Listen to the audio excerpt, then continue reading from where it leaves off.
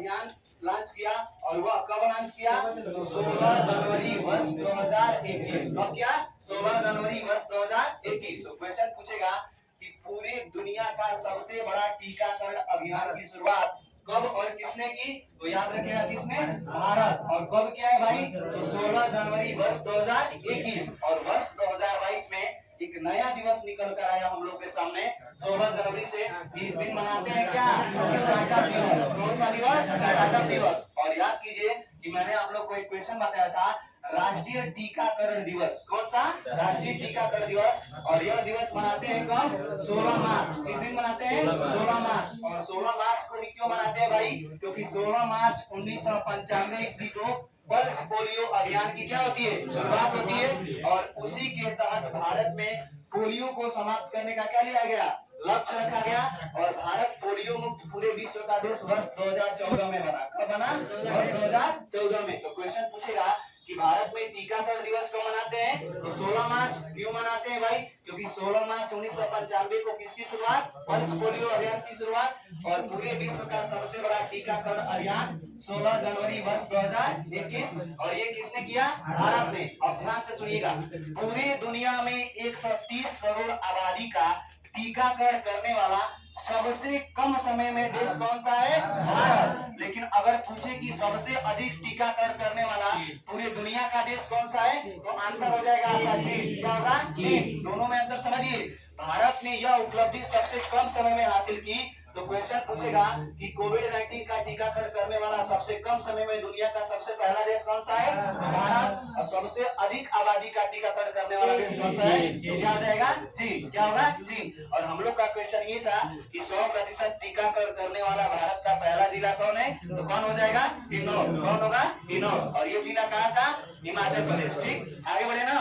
अगला क्वेश्चन देखिएगा, कह रहा है कि यूनेस्को का पहला मार्शल आर्ट शिक्षा पुरस्कार 2021 किसने जीता? तो किसने जीता? कुंग फू नन। कौन है? कुंग फू नन। और ये बेहतरीन क्वेश्चन है, याद रखिएगा कि पहली बार यह मार्शल आर्ट का क्या मिला? शिक्षा पुरस्कार। और ये किसे मिला भाई? कुंग फू नन। किसलिए मिला? क्योंकि इन्होंने महिलाओं को क्या किया था? मार्शल आर्ट सिखाने का क्या किया? कार्य किया। तो इसी तरह से एक दो क्वेश्चन फटाफट बता दीजिएगा। कलारी पट्टू क्या है? कलारी पट्टू यह कहाँ का मार्शल आर्ट है? केरल। कहाँ का है? केरल। और मलखम्ब मार्शल आर्ट कहाँ का है? मलखम्ब मध्य प्रदेश। कहाँ का? मध्य प्रदेश। और थांगटा कहाँ का है? बोलिए, थांगटा कहाँ का है? मणिपुर। कहाँ का? मणिपुर। तो इसी तरह से 2-3 क्वेश्चन याद रखेगा। कलारी पट्टू मार्शल आर्ट कहाँ का? केरल का। और मलखम्ब कहाँ का? मध्य प्रदेश का। और मार्शल आर्ट शिक्षा पुरस्कार 2021 से किसे सम्मानित किया गया? कुंग फू नन। कौन है? कुंग फू नन। आगे बढ़ते हैं। 11 अक्टूबर 2021 को फीफा ने अंडर 17 महिला विश्व कप भारत 2022 के शुभारंभ जो आपका शुभंकर है ना, इसका अनावरण किया। और उसका नाम क्या था? ईवा। क्या था? ईवा। और सुनिए, शुभंकर से 3-4 क्वेश्चन आप लोग को बता रहे हैं, व्हाइट बोर्ड पे ध्यान दीजिएगा। अगर पूछेगा कि फीफा अंडर 17 का शुभंकर क्या था? क्या है? शुभंकर क्या था? तो इसका शुभंकर क्या है? ईवा। क्या है? ईवा। अगर क्वेश्चन पूछेगा मिराई तोबा, क्या है? मिराई तोबा। और ये किसका शुभंकर है? टोक्यो ओलंपिक वर्ष 2020 का। और यही पूछ देगा सोमाइटी। क्या है?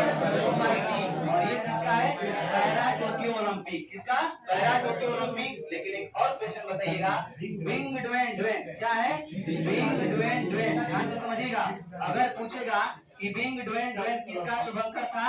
तो शीतकालीन ओलंपिक। किसका था?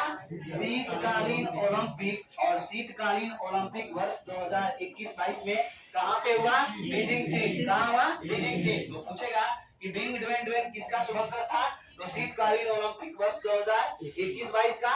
और ये क्वेश्चन याद रखेगा कि बीजिंग पूरे दुनिया का एकमात्र ऐसा शहर है, बड़ा खतरनाक क्वेश्चन है, बीजिंग पूरे दुनिया का एकमात्र ऐसा शहर है जहाँ पे शीतकालीन ओलंपिक और ग्रीष्मकालीन ओलंपिक दोनों का क्या किया गया? आयोजन किया गया। तो क्वेश्चन पूछेगा कि शीतकालीन ओलंपिक वर्ष 2021-22 में कहाँ पे हुए? तो याद रखिएगा बीजिंग चीन में। और इसका शुभंकर क्या था? Bing Dwen Dwen. क्या था? Bing Dwen Dwen. Bing Dwen Dwen. Next question देखिएगा। इतनी जल्दी से थोड़ी नहीं जाएगी, गर्मी इतना होता है कि चलिए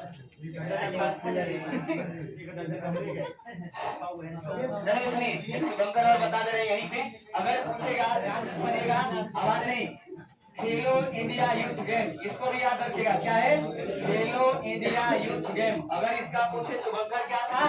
धाकड़। क्या था? धाकड़। अब आप एक क्वेश्चन का आंसर बता दीजिएगा कि खेलो इंडिया यूथ गेम वर्ष 2021-22 में कहाँ पे होगा? पंचकुला हरियाणा। कहाँ पे होगा?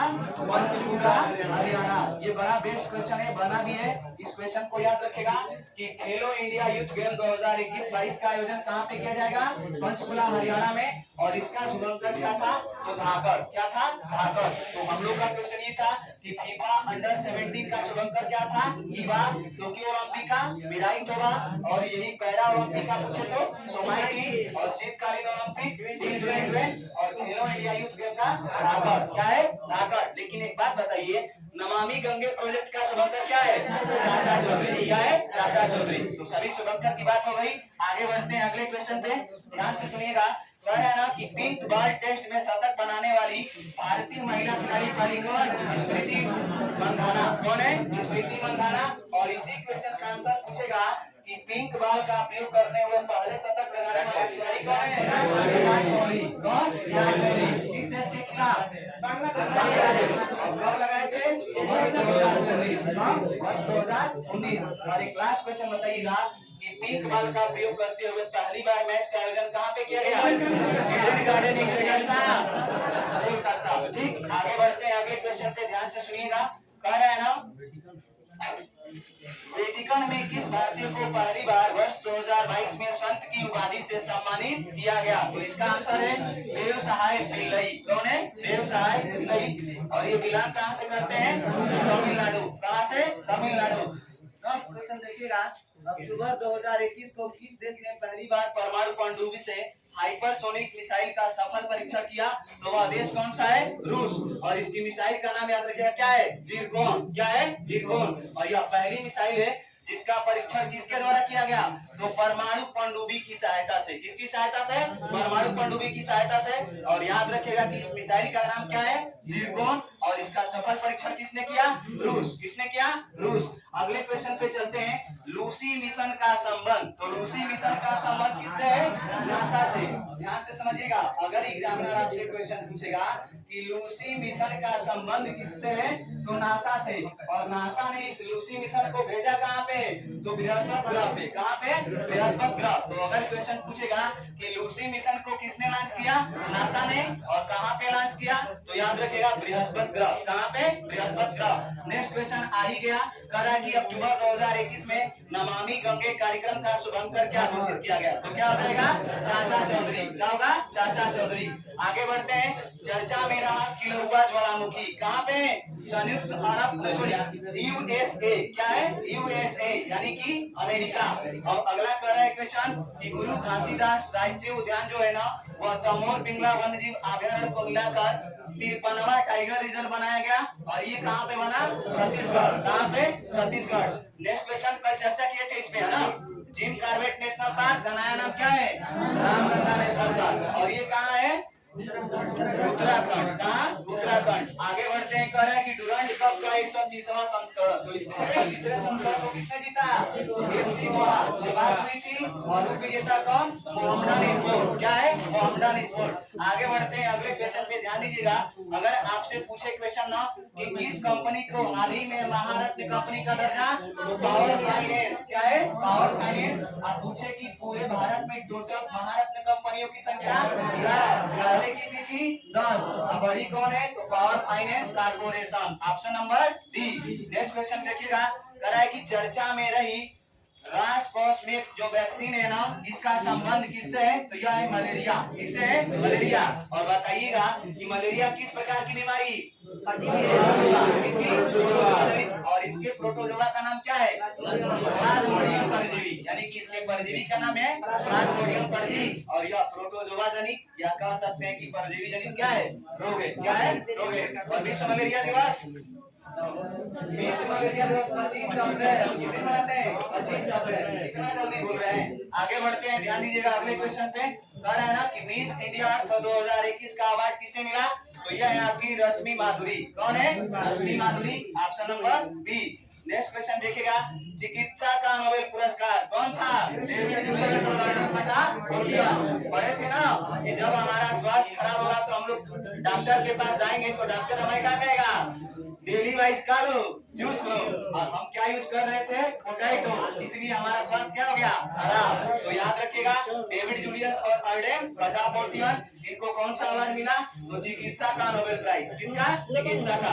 आगे बढ़ते हैं, माउंट मणिपुर नेशनल पार्क सबसे ज्यादा गलती करते हैं, तो ये कहाँ है? अंडमान निकोबार द्वीप समूह। गलती मत कीजिएगा, अगर क्वेश्चन पूछ देगा ना कि माउंट मणिपुर नेशनल पार्क कहाँ स्थित है, तो नाम से आपको लोग कह देंगे मणिपुर, लेकिन यह कहाँ हो जाएगा? गलत हो जाएगा।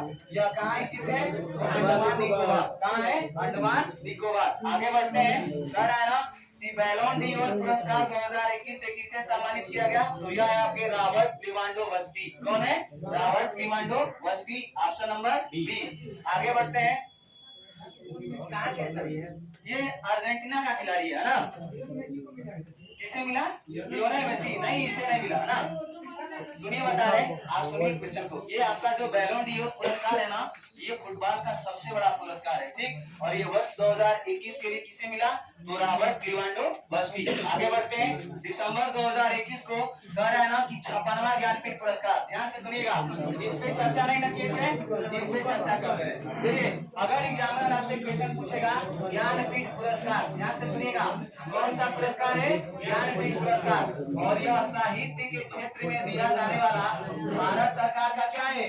सबसे बड़ा पुरस्कार। क्या है? सबसे बड़ा पुरस्कार। और ध्यान दीजिएगा कि पूछेगा कि 56वें नंबर का ज्ञानपीठ पुरस्कार किसे मिला? तो नीलमणि फुकन। कौन है? नीलमणि फुकन। किस भाषा के लिए?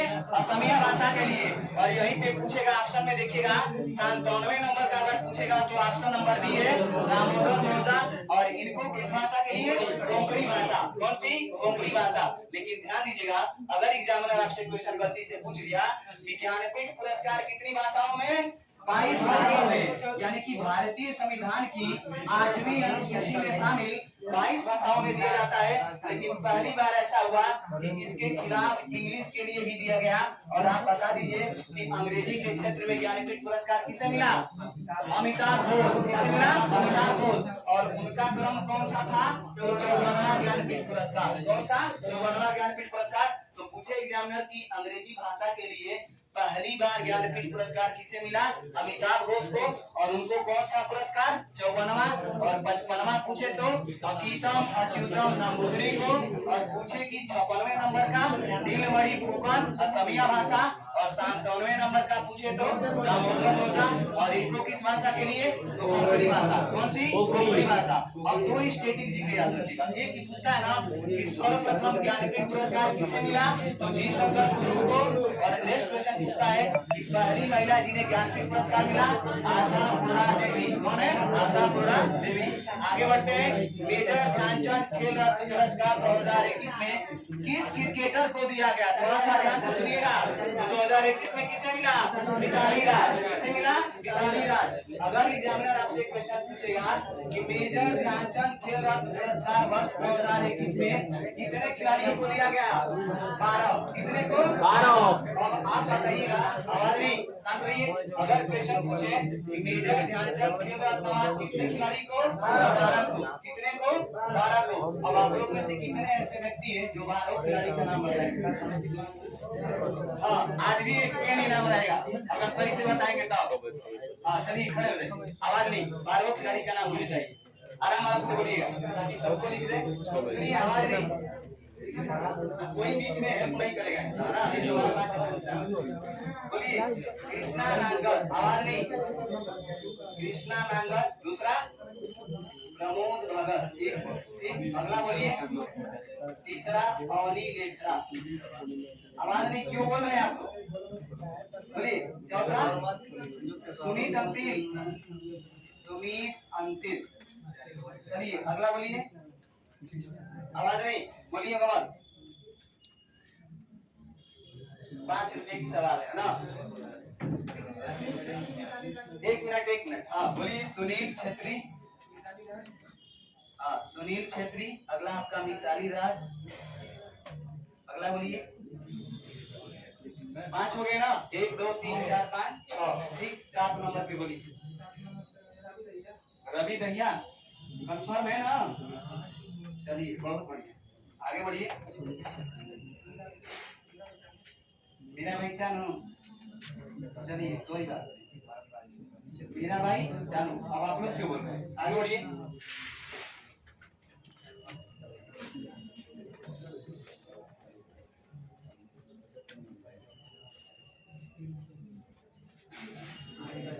बस गए ना?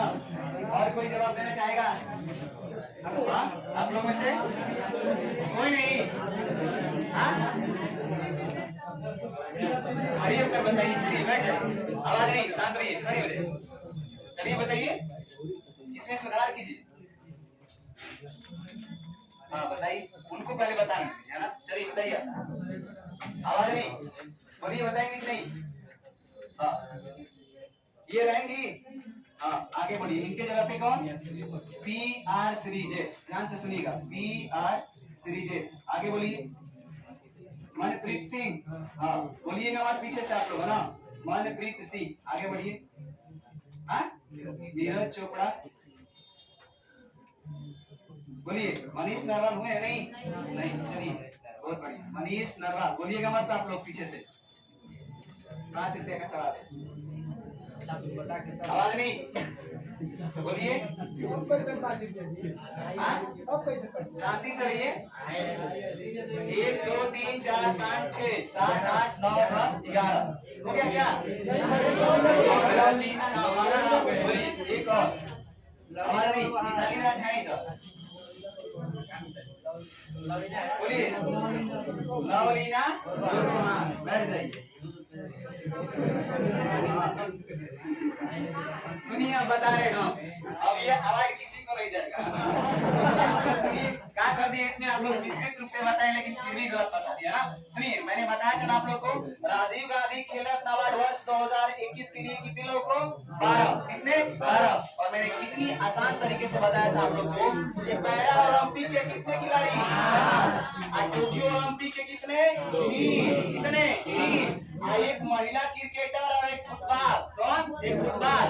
अब भारतीय हॉकी टीम में जाएंगे ना तो मिल जाएंगे हमारे कौन? मनप्रीत सिंह। कौन? मनप्रीत सिंह। तो सुनिएगा, 5 3 8 और 8 3 11 और 11 में एक और जो ही आप लोग को छूटे होंगे हॉकी से, पी आर सीरीजेस। कौन? P R series. तो याद करने का तरीका एकदम आसान है। हॉकी से 2 खिलाड़ी, क्रिकेट से एक महिला मिताली राज, फुटबॉल से एक सुनील छेत्री, और 5 को कौन? पैरा ओलंपिक के गोल्ड विजेता, और 3 कौन? टोक्यो ओलंपिक से। कौन? टोक्यो ओलंपिक से। देखिए बता दे रहे हैं, कृष्णा नंगल, प्रमोद भगत, अवनी लेखरा, सुमित अंतिल और एक कौन गई? मनीष नरवाल। ये 5 ऐसे खिलाड़ी हैं जिन्होंने पैरा ओलंपिक में क्या जीता? गोल्ड जीता। तो 5 ये हो गए। अब टोक्यो ओलंपिक में चलेंगे ना तो रवि कुमार दहिया, लवलीना बोरगोहान और नीरज चोपड़ा, 3 ये। तो 5 3 8। और हॉकी से 2 खिलाड़ी को निकालिएगा। हॉकी के कप्तान कौन? मनप्रीत सिंह। कौन? मनप्रीत सिंह। और एक पी आर सीरीजेस। तो कितने हुए? 8 2 10। अब चलते हैं क्रिकेट में, मैंने बताया मिताली राज, तो कितनी हुई? 11। अब फुटबॉल में कौन? सुनील छेत्री। आसान से याद करेंगे तब ना। अब सुनिएगा कि राजीव गांधी खेल रत्न अवार्ड का नाम परिवर्तित करके क्या कर दिया गया? मेजर ध्यानचंद खेल रत्न अवार्ड। और इस नाम को परिवर्तित कब किया गया? तो 6 अगस्त वर्ष 2021। अब एक बेहतरीन क्वेश्चन याद रखिएगा, वर्ष 2020 से इस पुरस्कार की राशि कितनी है? 25 लाख। कितनी है? 25 लाख। और यहीं पे एक और क्वेश्चन याद रखिएगा कि अगर पूछे कि मेजर ध्यानचंद खेल रत्न अवार्ड वर्ष 2020 के लिए कितने खिलाड़ी को? 5। कितने को? 5। ध्यान से सुनिएगा, रोहित शर्मा क्रिकेट से है, और अगला पूछे आपसे रानी रामपाल हॉकी से है, उसके बाद से याद रखिएगा आप लोग विनेश फोगाट कुश्ती से है, उसके बाद से चौथा याद रखिएगा मरियप्पन टी थंगावेलु। कौन है? मरियप्पन टी थंगावेलु। इनका संबंध किससे है? हाई जंप का पैरा है। 4 हो गए। और 5वीं कौन है? मलिका बत्रा। कौन? मलिका बत्रा, यानी कि टेबल टेनिस। तो कितने को? 5 को। अब स्टैटिक जीके में 2 क्वेश्चन याद रखिएगा कि पूछे कि मेजर ध्यानचंद खेल रत्न अवार्ड अर्थात राजीव गांधी खेल रत्न अवार्ड, इसकी शुरुआत कब से होती है? 1991। कब? 1991। और पहली बार किसे मिला? विश्वनाथन आनंद। किसे? विश्वनाथन आनंद। और उनका खेल क्या था? शतरंज। क्या था? शतरंज। अब आगे बढ़ते हैं अगले क्वेश्चन। अगले क्वेश्चन पे देखिए, आईसीसी पुरुष T20 विश्व कप 2021 का खिताब किसने जीता? ऑस्ट्रेलिया। किसे हराकर? न्यूजीलैंड को। बिल्कुल सही। आगे बढ़ते हैं। दिसंबर 2021 को भारत G20 ट्राइका में शामिल हुआ। और ध्यान से समझिएगा, ये बड़ा बेहतरीन क्वेश्चन। अगर आपसे क्वेश्चन पूछेगा ना कि G20 क्या है भाई? G20 इसको समझिएगा आराम से। अगर पूछे कि G20 में टोटल देशों की संख्या कितनी? G20 में कितने देश? 21। गलती कभी भी मत कीजिएगा। इसका नाम देखिए, ये होता है आपका G20। और टोटल इसमें देश की बात करें ना तो देश कितने? 19। और एक आपका क्या होता है? European union. क्या होता है? European union. अगर आपसे क्वेश्चन पूछेगा कि G20 में टोटल देशों की संख्या 19 और ये क्या है? European union. इसका गठन कब किया जाता है? तो 1999 में। और यूरोपियन यूनियन से खतरनाक क्वेश्चन पूछेगा आपसे, इसमें टोटल देशों की संख्या 27।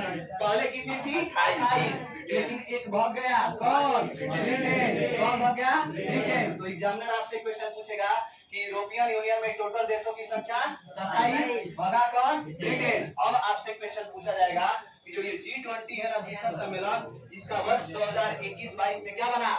ट्राइका। क्या बना? ट्राइका। और ट्राइका किसे कहते हैं? तो देखिए, G20 का वर्ष 2021 की बैठक का आयोजन किसने किया? इटली। किसने? इटली। अब 2022 में पूछे तो इंडोनेशिया। कौन है? इंडोनेशिया। और यहीं पे पूछेगा कि वर्ष 2022 में किसने किया? तो भारत। किसने? भारत। और ध्यान से सुनिएगा, इन्हीं तीनों को मिलाकर इसको कहा गया ट्राइका। क्या कहा गया? ट्राइका। अगर आपसे पूछेगा कि G20 ट्राइका में कितने देश? 3। कितने? 30।